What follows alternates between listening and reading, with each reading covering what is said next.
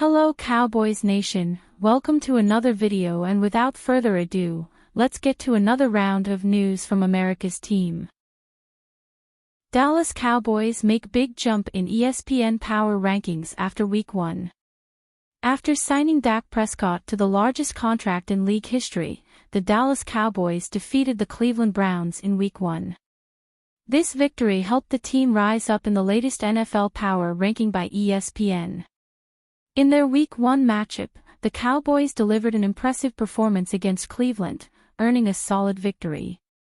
Dallas showcased a balanced offense, with effective passing and a strong running game that kept the Browns' defense on their toes.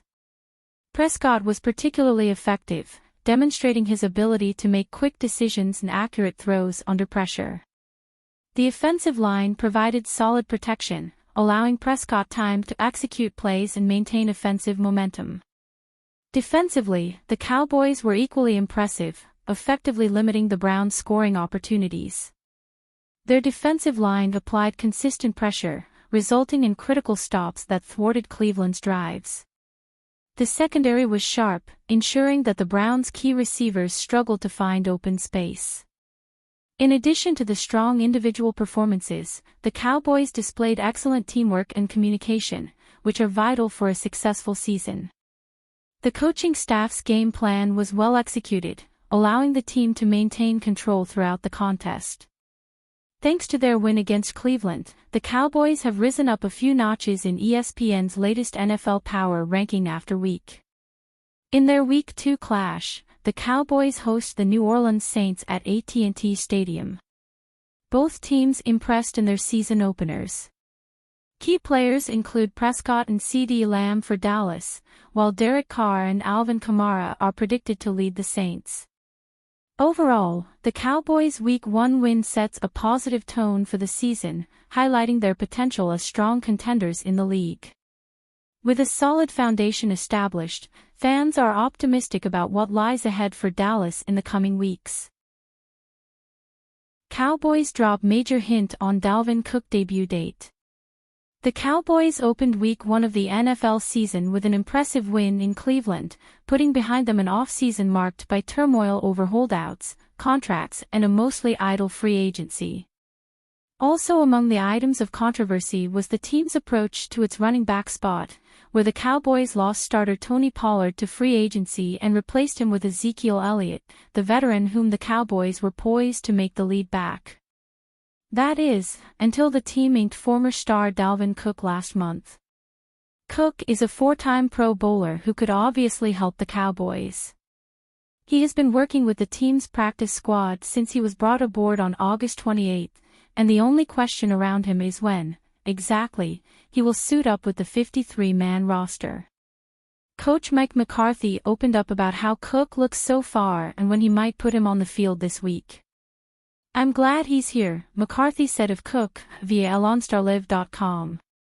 "Impressive. Phenomenal feat. I've had a chance to watch him a lot. He looks really good. He really fits into the room very well.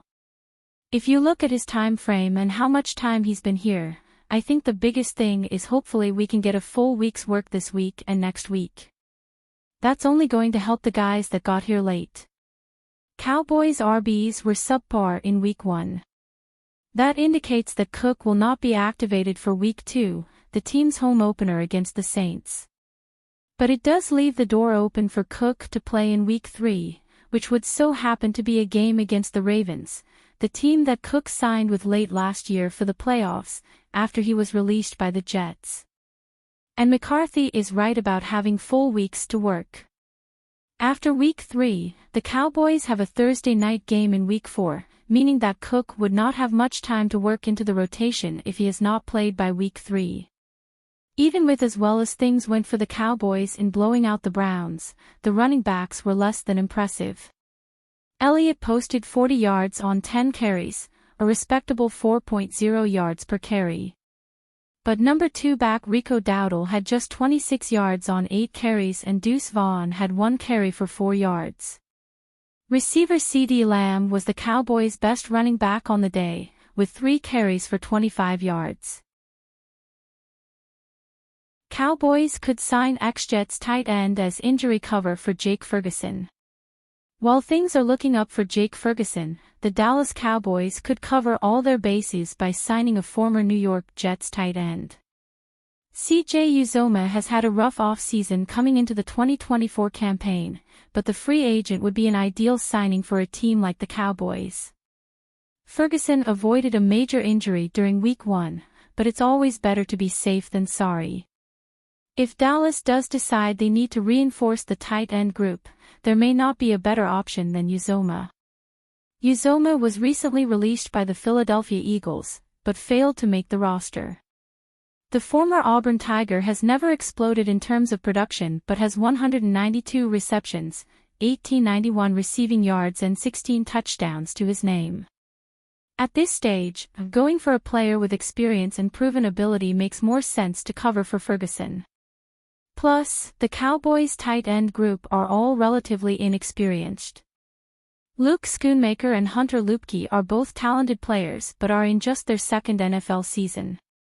If Ferguson's injury worsens or complicates, adding a 9-year player like Uzomah would make the most sense for Dallas. Ferguson drops major injury update before Saints game. Uzomah is a solid option, but Dallas may be able to rest easy.